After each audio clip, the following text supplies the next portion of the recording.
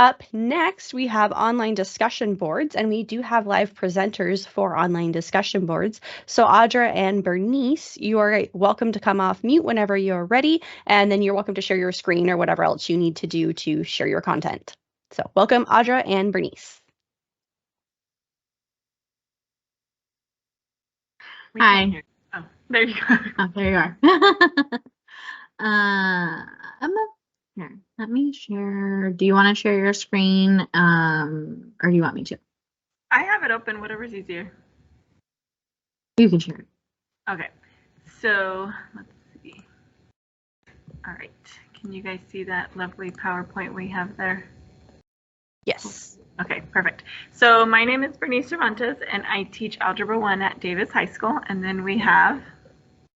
My name is Audra Calderon. I teach science, physical science, and biology at Johansen High School. Perfect. And then today we're just going to be talking about discussions and how we can use them in the secondary classroom. So a lot of you guys might be asking, why do we want to use discussion boards, or what are discussion boards? So discussion boards are actually a great tool for students to have a low risk environment where they can share with their responses with classmates. So it allows teachers and students to read what students have to say about the same topic or the question that's posted. And there's a bunch of different ways that you can use discussion boards. You can use it for warm-ups, at exit tickets. We have some really cool virtual field trips that you can use them for. You can use them for parking lots, like if you want a space where students ask questions, maybe if you're busy, other students can answer that question for them. You can also use it for group work. You can use it for SEL check-ins. There's a bunch of different ways that you can actually use discussion boards. And then if you're really interested in like the Sommer or like the Bloom's taxonomy, you can even look at some different examples here from this table of how discussion boards will fit each one of those levels. So here again, why should we use discussion boards? It's interactive, quiet, shy students have a little bit more confidence to share. You can use discussion board when kids are not physically in the classroom. So maybe if you have an assignment over the weekend and students need help, they can ask each other for help on discussion boards.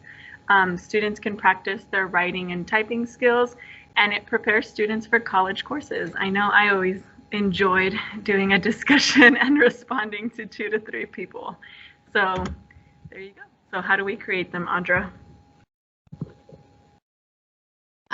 So this one is actually, I put it all on the presentation instead of showing it live. But step 1, you click on add materials, just like you would add an assessment, adding a page, adding anything else that you would, ed puzzles, whatever you're adding. And you're going to add discussion. So next slide. It has the 2 little speech bubbles. So you can add a title and a description. The description is where you're going to be putting in your instructions for your assignment. So this one is an example on cellular respiration. Add a due date and points. So its example is 100 points. However, you weight things in your classroom. And the important thing is if you plan to grade this, then you have to click enable grading and give it a category. This discussion board is very plain. You'll see some examples later about how it would look if you added videos and other things, but just like Lisa showed us in the tables video, you can embed videos, images, links, other embeds like the Google Maps, and you can actually do some really cool things if you teach science with CK12. There's that. Oh, and then you hit create, sorry. But if you don't want to create your own, it's the beginning, it's the morning, you're like, I have no idea what I'm doing, or I have a sub, I wasn't planning to have a sub. Oh, I can do a discussion. Well, you don't have to create your own discussion. If you go to resources in Schoology and you go to public, then you can choose your file format discussion. You can also add your level, your resource type, your subject, any of that information, and it will give you examples of discussions. And I think at the end, I'll show you guys what that looks like. and I'll share my screen at the end of our presentation. There are some settings down if you scroll to the bottom, just like with assessments, you can change the scale or rubric from numeric to A, B, C, D, whatever all those scales are. And I believe Bernice will show you how to use a rubric. You can individually assign these. So if you want your higher level kids to do one discussion and your lower level kids to do another, or you want like by table groups, they're not talking in class, you can do it this way. To choose what students you want to see it, just like you would do with any other assignment. You can lock this discussion to make it so they can't access it after a certain date. And I know you can do this with other assignments as well, but you can set it to be unlocked so students can still access it, lock on a date. So if you're one of the teachers who's like, I will accept late work until the last day of the quarter, then you just set lock on the last day of the quarter and the time, and you don't have to worry about it. Or you can lock now. So if you're like, ooh, I meant to lock this on Friday and it's Saturday morning, don't worry about it. You can just hit lock and nobody will be able to add or edit posts after that. Publish to students, just like the last presenter said, if it's the green bubble, then students are able to see it. And this other one, if you are worried about students, well, what if they just read what other people say and they copy and paste it? You can require members to make a post before viewing. So when a student is colored like that image there, students must make a post before they can see what other students say. There is a way to make it so that you can preview posts before they post, and I would be happy to share that if anybody was interested in that. But the caveat to that is you have to approve every single post before it is uploaded. So.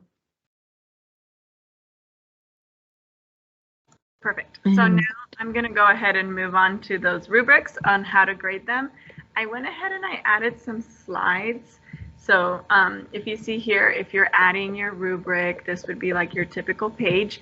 Just like Audra said, you have to make sure you click that enable grading. So once you have that little check mark for enable grading, you're going to have all of these stuff pop up. So once you can pick your category, then you have all of these stuff here. If you look down here, it says create new. This will give you the option to create a new rubric. If you've already created one, you can pick some from the ones you have already created. I wanted to go ahead and share my screen. Let me see, because I have to stop sharing and then share again. Let's see if it lets me do it. So if I go to my Schoology, so kind of like how we mentioned earlier about a sandbox, if you have your discussion here, and then here we can add a rubric. So let's go to the rubric parts. If I add my discussion, and then I call it whatever I want to call it, and then I click that enable grading, I have these rubrics here. If you want to create a new one, you just click create new. You can call it whatever you want. You can add your titles, you can add your grading scale, you can add as much criteria as you would like. And you could even align it to some learning objectives. Let's say you don't want to do all of that. The really cool thing about Schoology is that if you click up here at the top for resources, you have a bunch of different resources. If you go ahead and you click on public, so now you can search up any resources that you like. So maybe you want to click discussion, and then you're going to change your file format to rubric.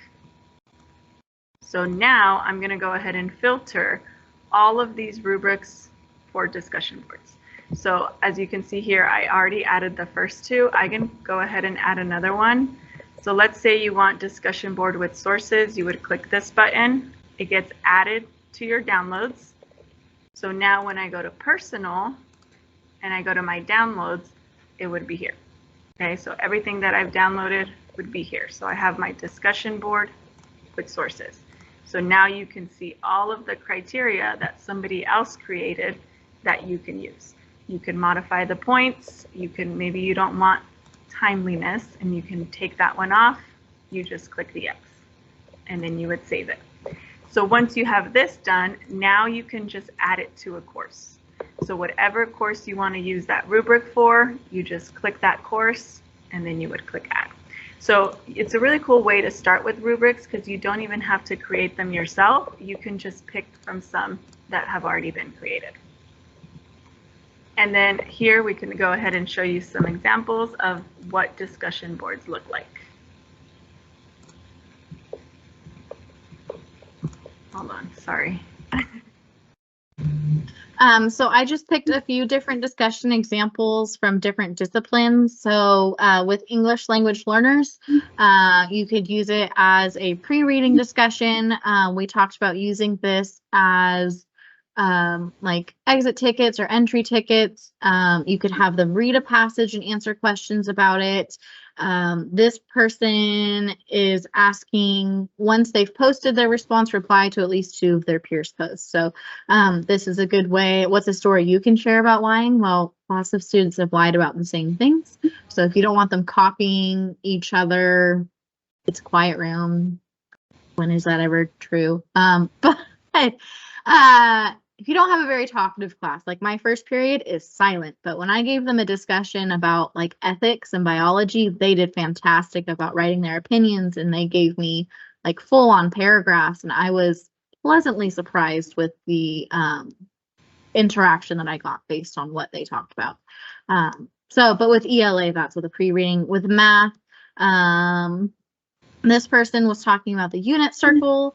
So they were talking about a game or how they could fit those different pieces together into a puzzle. There are teachers here at Johansson that use this as their entry ticket, and students have to put their answer in the discussion instead of using an assessment. This teacher used physical science, so the force of gravity, and they had to explain 3 new things they learned, 2 interesting facts, and answer the question that they give. And they got to choose between one of those videos. This is the one that I gave my students that they really enjoyed. So you can see it was just a step 1 and a step 2, answer the following prompt. And I did give very specific instructions about how many sentences they should use and how many people they should respond to. If Nash story is actually a link. So if they were to click on that link, then it gave them the story that was written out. We watched the video in class. Social studies. This one is a research prompt, so you could use it for students to try to find articles that they can use to research and have them evaluate if it is reliable or not, and have other students help them determine if it's reliable or not, going back to the idea that students can help other students, and it doesn't all have to be on the teacher who use discussions like this. And this one is an elective, so we can use it for art pieces. This one is talking about a dress rehearsal. So they were watching a video that was recorded about the dress rehearsal. And what's one piece of advice? What's one thing that they did well? So they're evaluating themselves and getting peer feedback from that as well. And then I know earlier I had mentioned about the virtual field trips, and then I didn't even get to show you guys some examples. So these are some examples of discussion boards with virtual field trips. You just add in your Google Maps embeddation, and then it'll show you here. So like this is what it would look like to students. It has their questions, it has the Google Maps, and then you can see if people have responded here as well. So it's pretty cool to see the different ways that you can use the discussion boards, because you can really use them however you'd like. So it's pretty cool. And then that is all we have. If you guys have any questions for us, let us know. That's the nice thing about us live presenting. But you can write it in the chat and we'll go ahead and answer you guys. Alrighty, thank you. Thank you guys. That was a fantastic presentation. Hopefully our audience saw that discussion boards really can be a lot of different things. And really they actually got two tools in one because you also teased them a little bit about rubrics and showed how great rubrics are. And rubrics are one other thing that has a lot of use across all of Schoology. So definitely, if you guys have thoughts, questions, put that in the Q&A. We do have two presenters and we only have 15 minutes. So I do just really quickly want to show you that I will be sending out the slide deck. And Audra and Bernice have linked their slide deck for us. So if you want to go through and take a look at that a little bit closer, you'll be able to do that when I send you the resource.